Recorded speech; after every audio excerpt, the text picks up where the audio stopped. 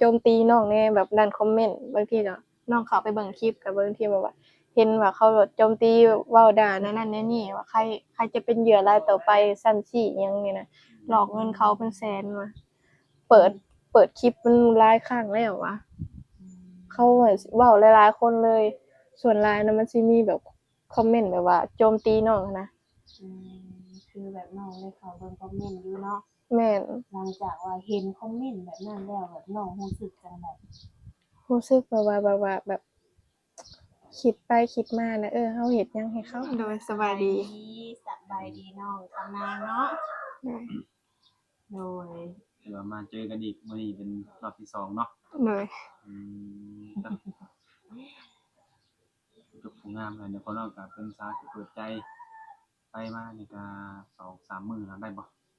โดยอืประมมาณนี้เนาะเฮาก็เลยแบบว่า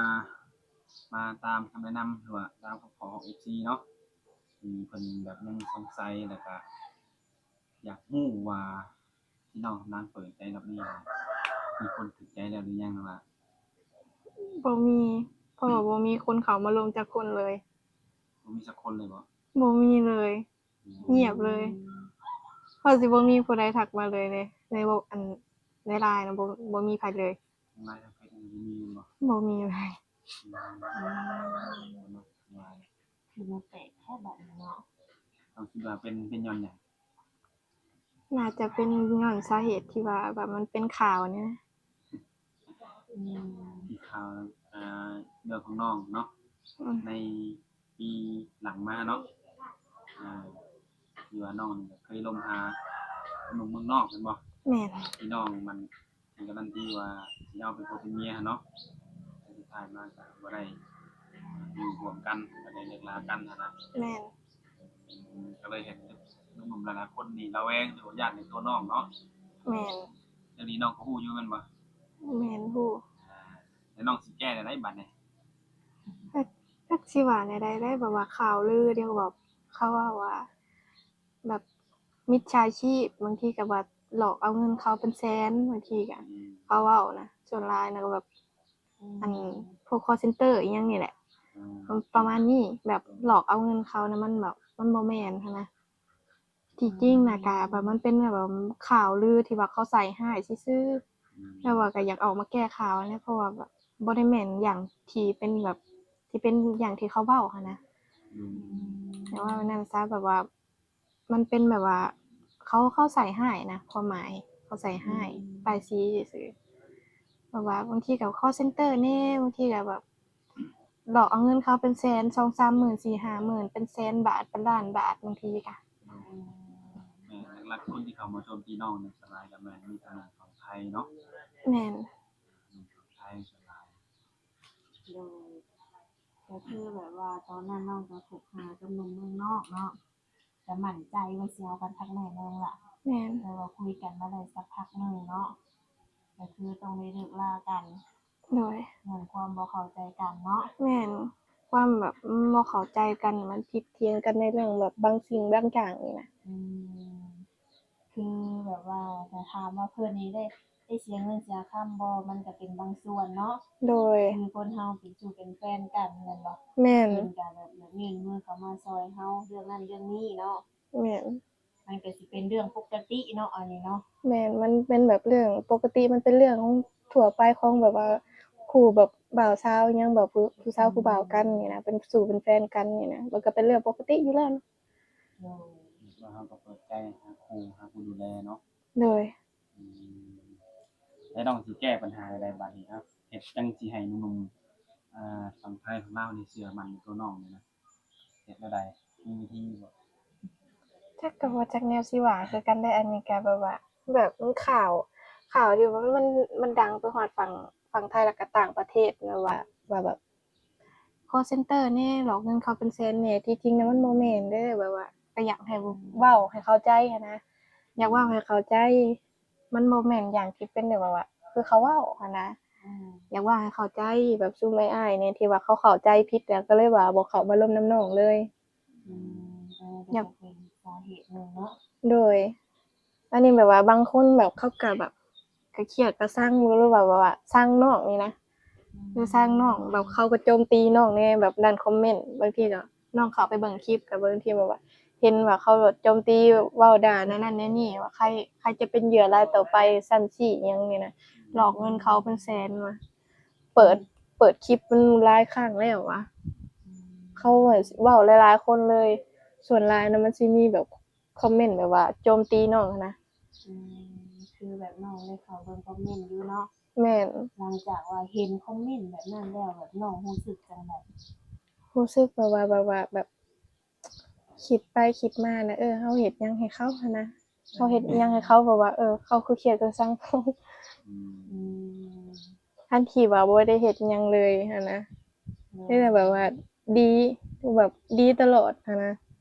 บ่ได้เฮ็ดในแบบให้ไผเครียดให้ไผสร้างปานนั้นคือว่าแบบเปิดคลิปเป็นปกติหั้นแหล้วเนาะ อืม แบบว่าเขาน่าจะแบบว่าเขาบ่รู้จักแต่แบบโดนๆไปน่ะเห็นเปิดคลิปหลายๆเทื่อนั้นเขาน่าจะแบบว่าเว้าใส่อิหยังนี่นะประมาณหรือแบบว่า เดี๋ยวเปิดคลิปมาเตือนคือบ่สมองจักเทื่อเนาะ แม่น นอกคนอย่างเดียวบ่หามันก็มันสิเนาะ ก็อยากในสมหวังในเรื่องความรักนั่นแหละมันบ่สมหวังไม่ให้ได้ซะแบบมันบ่มีผู้หัวหมุนนำ คือความหมายน้องเลยอยากได้บ่ล่ะครู แม่ก็อยากได้แบบว่าอ่าสิเอาแท้บ่ได้แบบว่ามันบ่สมหวังจักเทื่อตั้งแต่ที่ผ่านมาบ่สมหวังจักคนเลยมีแต่ว่าผิดเถียงกันบางทีเขาบอกว่าบอกเลิกแหน่นี่นะ โดยก็คือแบบว่าแต่ละคนเพิ่นก็อาจจะแบบเคยเจอผู้หญิงคนอื่นตัวต้มมาเนาะ แม่น ก็คือก็เลยมามิ่นในน้องซะเนาะ โดย หรือว่าเพิ่นอาจจะเห็นน้องนี่เปิดใจหลายรอบแต่ว่ายังบ่ได้แต่งงานกับไผ โดย ก็เลยว่าคิดว่าน้องเปิดใจหาเงินอย่างเดียวเพิ่นว่าเนาะ แม่น ก็คิดไปแบบนี้ แม่น นี่คือในความเป็นจริงการที่ว่าเราเปิดใจหาคนโอบคนร่มหาแฟนนี่ก็คือมันก็คือจังไดเพิ่นก็มีสิทธิ์เลือกเราก็มีสิทธิ์เลือกเนาะ แม่น เขาก็ต้องเอาคนที่แบบว่า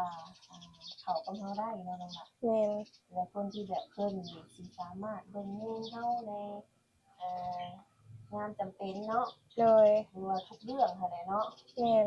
เราก็ต้องเบิ่งว่าเพิ่นนี่สิดีกับเราส่ำใด โดย สิเบิ่งแยงเขาได้บ่เนาะบ่แม่นว่าทักเขามาปุ๊บนี่อยากเป็นแฟนอยากมาหาอยากมาเอาเลย อันนี้ก็คือสิเป็นไปบ่ได้เนาะน้องล่ะ โดยก็ต้องเข้ามาอู้มาร่วมกันก่อนนี่นะบ่ประมาณแล้วก็ต้องรู้จักกันก่อนว่าเจ้าชื่อหยังอายุเท่าใดเฮ็ดเวียกอาชีพหยังมีลูกมีเต้าบ่หรือว่าเคยมีเมียมาก่อนบ่ก็ต้องถามกันหั้นนะบ่บอกกันแล้วก็แบบทางฝ่ายหญิงก็บ่รู้จักนะแบบนั่นแหละถ้าฝ่ายชายบ่บอกก็นั่นก็เนิ่นๆไปบัดฝ่ายหญิงมารู้ทีหลังมันก็สิแบบเสียความรู้สึกหั้นนะก็สิผิดสิเถียงกันน่ะทีหลังบ่อยากให้ เสียคำ เสียความรู้สึกนะ หวังเลยเนาะ แม่นผิดหวัง ไว้แล้ว ผิดหวังในตัวอันฝ่ายชาย เราก็ต้องศึกษาเบิ่งใจกันก่อนเนาะ โดย เพราะว่าไผก็ตามน้องหลาเนาะ แม่น จะเป็นคนลาวคือกันอยู่คนทางไหนก็ตามก่อนที่ว่าเฮาสิตัดสินใจคบกับไผนี่นะเฮาก็ต้องลิโอลิร่มกันก่อนเนาะ แม่น คือบางคนลงไพ่เพิ่นอาจจะเพิ่นก็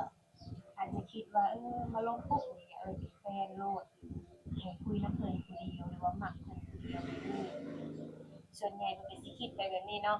แม่นก็บ่ได้ว่าหยังดอกถ้าอยากให้ลงผู้เดียวก็สิลงผู้เดียวอะนะ ได้บ่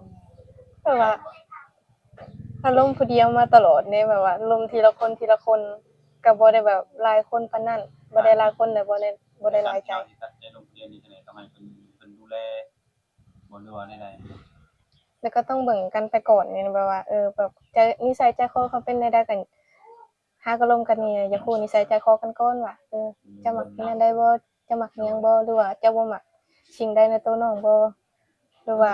อันนี้ก็ต้องลงกันนี่นะว่าจะมักอันใดมักอิหยังหรือว่าบ่มักอิหยังก็บอกอย่างเงี้ยนะอย่าฮู้นิสัยใจคอของเขาว่าเขาเป็นคนใจร้อนบ่ใจเย็นบ่ขี้ร้ายขี้เหล้าเมายาสูบยาบ่แบบเนี้ย คือเปิดใจคุยกันเนาะเรื่องส่วนตัวเนาะ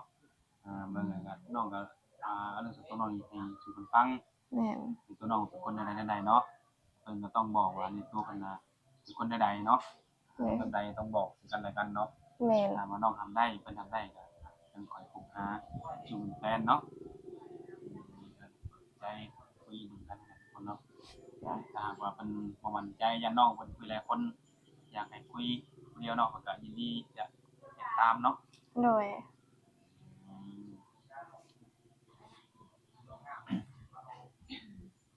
คือมื้อนี้น้องกินข้าวเช้าแล้วมั้ย กินแล้ว ได้หยังกินมื้อนี้ ต้มข้าวเปียกกินต้มข้าวเปียกกินเอง โอ้เฮ็ดเอง แม่น อืมอีกโลดบ่น้องหลานจังสิได้รับหน้านี่ เดียวกันได้ดำได้ถ้ากายาวก็ดำแล้วนะ เพราะว่า FC เพิ่นว่าฮอดยามรับหน้าแล้วมาถ่ายเด้อว่าอยากเบิ่งน้องนางลกการับหน้าเพิ่นนะยังมีคนมักอยู่เด้ แม่นคือน้องทางนางน่ะมีคนมักมีคนสนใจหลาย แต่มันติดอยู่อันเดียวหั่นแหละที่เขาปีที่แล้วหั่นแหละ แม่น ยังเป็นนั้นอยู่ โดยก็บ่ต้องย่านเนาะน้องหลานเนาะก็มีแต่ว่าเปิดใจมาคุยลองเบิ่งเนาะ แม่น ถ้า ก็ ว่าบ่โอเคก็แยกย้ายเนาะน้องหลาน แม่นถ้าแบบว่าคือว่าไม้ล่ะถ้าเจ้าบ่โอเคแบบตัวที่ว่าอันนี้น่ะก็แยกย้ายกันไปเติบโตหั้นนะแยกย้ายกันไปเติบโตแล้วไปทางไผทางมันแค่นั้นแล้ว ถ้าบ่มักอันนี้ก็อยากให้เข้าใจ เพราะว่ามันเป็นแค่แบบอันข่าวที่ว่าเขาเว้าใส่นะเขาโจมตีทางแบบว่าทาง YouTube นั่นแหละเขาเว้าในคอมเมนต์ก็รู้สึกแบบว่าน้อยใจแล้วก็เสียใจอยู่ที่เขาเว้าแบบนั้น แต่ก็คิดว่าตัวเองน่ะไปเฮ็ดหยังให้เขาบ่หรือว่าอิหยังนี่แหละก็บ่ได้เฮ็ดหยังให้เขานะเขาแบบเขาแบบอยู่ซื่อๆเขาก็มาเขียนมาสั่งน้องหั้นนะก็บ่ฮู้จักแนวสิว่าคือกันเพราะว่าแบบ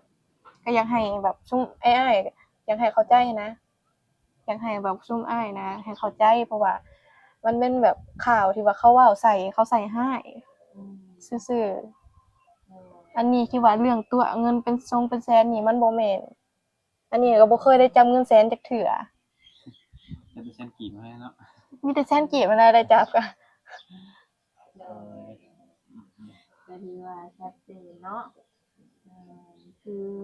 บางคนเพิ่นก็เพิ่มน้ำเพิ่มตอนเนาะ แม่น การเว้าการจาก็คืออยากให้เอาความจริงเป็นหลักเนาะน้องหลานเนาะ แม่น อันนี้ก็สิออกมาเว้าในคลิปนี้เลยเนี่ยสิเอาความจริงมาเว้าเลยในแบบในคลิปนี้เลยก็ตามที่เว้าเนี่ยแหละ อืมคือบางคนอาจจะบ่กล้าแต่ก็คือสำหรับมื้อนี้แหละคือน้องก็ออกเปิดใจหาคู่แท้เนาะ แม่น อายุนี่ก็คือน้องก็บ่ได้ติเนาะ แม่นบ่จำกัดอายุว่าสิเท่าใดก็ได้ อืมสิอยู่ไสก็ตามถ้าว่าเขามาโอ้มาลมถูกใจน้องก็พร้อมปิดคิดปิดใจให้เนาะ แม่น อันนี้ก็คือเป็นแบบเป็นสิ่งที่แบบว่าเราแสดงความจริงใจต่อเพิ่นค่ะว่าเพิ่นนี่เขามาโอบมาล้มน้ำเฮาแบบว่าเฮ็ดให้เฮาเชื่อว่าเพิ่นดูแลเฮาได้เนาะก็จิตใจเพิ่นได้เนาะ แม่น อืมอันนี้ก็คือสิ่งที่ว่าน้องสิตอบแทนให้เพิ่นได้เนาะน้องล่ะ แม่น เพิ่นเชื่อใจ แม่นก็น้องก็มีแต่ความจริงใจนี่แหละจิตใจบริสุทธิ์หั้นนะก็มีแต่ความจริงใจแล้วก็ใจบริสุทธิ์แล้วแบบว่าแบบมอบความรักให้นะ เนาะแต่คือตั้งแต่น้องเปิดคลิปมาได้3-4มื้อนี้ยังบ่มีไผเข้ามาโอ้มาล้มเนาะ แม่น บ่มีไผเลยเนาะ โดย อืมแบบหนุ่มลาวคือกันกับบ่มีบ่นั่นล่ะ หมู่มี คือหนุ่มไทยหรือว่าหนุ่มเมืองนอกเนี่ยก็ยังบ่มีเข้ามาเนาะ ยังบ่เห็นมีไผจักคนทักเข้ามาเลย ใน LINE แบบในเฟซก็บ่มีบ่เห็นเลย ยังเงียบเหงาคือเก่า แม่น อืมนี่ก็คือ หน่อยเนาะเราให้เพิ่นมั่นใจในตัวน้องก่อน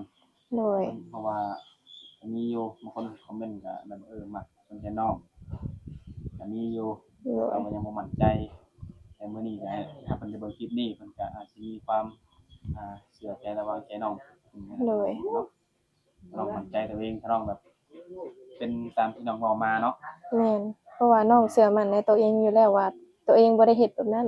โดย บ่ได้เฮ็ดแล้วก็บ่ได้หลอกหรือว่าแบบเป็น call center ที่อย่างที่เขาเว้ามั่นใจในตัวเองอยู่แล้วเพราะว่าตัวเองบ่ได้เฮ็ดบ่ดูบ่ได้จักหยัง โดยถ้าเพิ่นอยากแสดงให้น้องแสดงความบริสุทธิ์ใจหรือเพิ่นอยากมาหาน้องเพื่อนให้เพิ่นมา มาได้ ไปมาดูกันบ่ โดย มั่นใจเนาะ โดยเดี๋ยวน้องสิต้มเป็ดต้มไก่กินแล้ว ต้องมาให้แล้วจ้ะเนาะคือแบบมาเบิ่งเฮ็ดเบิ่งซานเนาะ โดย ว่าน้องอยู่จุดนี้แห่งหลังนี้อยู่กับไอ้แน่เนาะ โดย ถ้าเกิดว่าศึกษากับน้องถ้าน้องมันหลอกลวงคดีก็นำมาเรียนได้ทั้งนั้นเนาะ แม่นนำมาได้ เพราะว่าน้องก็สิบอกว่าเพื่อนอยู่หลังใดแหละได้สามารถเอามานำได้ เป็นการว่าแสดงความบริสุทธิ์ใจเนาะ โดย ว่าน้องนี่โพสต์ที่จะหลอกลวงตัวต้มผู้ใด แม่นน้องก็บ่ได้ต้มผู้ใดอยู่แล้ว ถ้าอยากมาหาอยู่เพื่อนก็มาได้ เพราะว่าเพื่อนน้องอยู่จุดนี้ก็สามารถมานำน้องได้ ถ้าว่าน้องต้มอะอันนี้ก็ความบริสุทธิ์ใจ ดูก็ว่ามันจะให้โอกาสน้องอีกน้องว่าซั่นซะเนาะ แม่น เรื่องที่แล้วไปก็แล้วไปว่าซั่นซะเนาะคนเฮาก็ถ้าว่ามันมีเกิดการผิดพลาดมันก็มีก็เป็นเรื่องธรรมดาเนาะ โดย ถ้าว่าเฮาแบบผิดพลาดแล้วเฮากับตัวกับใจนี่ก็พร้อมที่จะสนับสนุนเนาะ โดย นั่นแหละคนตามบางคนเดินทางผิดไปเรื่อยๆในห้วยมันก็เป็นตาแนวนั้นเนาะนี่คือน้องก็เว้าตามข่าวเมื่อข่าวเว้าออกมาเฮาก็ต้องแก้ไปนำนั้นเนาะ แม่น เป็นอะไรไม่ได้ มีแต่ว่าฝากน้องๆให้ทุกคนให้โอกาสน้องเพิ่นก็เข้ามาศึกษาเบิ่ง โดย รู้ดอกว่าน้องมีคนแนวใดเนาะ แม่น สิหลอกลวงคือบ่หรือว่าสิจริงใจกับน้องบ่เองบ่นี่ก็มาคุยกันเนาะ โดย สิฮู้ดอกคือว่าแหละถ้าบ่มั่นใจนี่ก็มาหาน้องเพิ่นก่อนได้ โดย ดีๆเนี่ยต้มเป็ดต้มไก่ให้กินเนาะ โดย เนาะตามนั่นแหละทุกคนเนาะก็ลองคิดเบิ่งเนาะหนุ่มไทยหนุ่มลาวเฮาหนุ่มโสดนั่นแหละที่เขามาคิดน้องพูดเพื่อยังระหว่างอะไรในตัวน้องเพิ่นนั่นแหละทุกคนเนาะ เลยก็คือว่าบ่มีหยังได้เนาะมื้อนี้เนาะ ดู แต่แบบคือทางติดต่อน้องไลน์อีหยังก็ นี่ ยังคือเก่าเนาะมีเบิดเนาะ โดยมีเบิด อืม พวก WhatsApp LINE เฟซมีเบิด มีเบิดเนาะ มันมีความรักยังมันบ่ตอนนั้น บ่มี แต่ว่าเพิ่นยังได้เป็นจะได้ไลน์จะได้บ่ได้ก็สามารถให้ได้มันบ่ แม่นให้ได้เบิด ให้เบิ่เนาะ แม่นหัวใจยังเปิดคือเก่า ทางบ่ได้แต่เป็นจะไลน์เนาะหายใจนำเลยเนาะ โดย เอาไปเลยต้องรักษาดีๆไว้แล้ว ต้องใส่หลอกใส่กุญแจแม่นก็คักดูก็ตามนั่นแหละทุกคนเนาะมื้อนี้ก็มาอัปเดตให้หลายๆคนรับรู้แหละเดี๋ยวน้องเพิ่นถามว่าผู้ใดขบวนคิดแต่ต้นจนจบมีความคิดว่ายังไงก็คอมเมนต์เข้ามาได้หรือว่าทักแชทส่วนตัวได้นะน้องหลานเนาะเฮาก็สิเอาตัวนี้ก่อนมาในเพราะว่ากันใหม่ โดย ดูโอเคจ้ะเนาะสบายดี โดยสบายดี ไปดี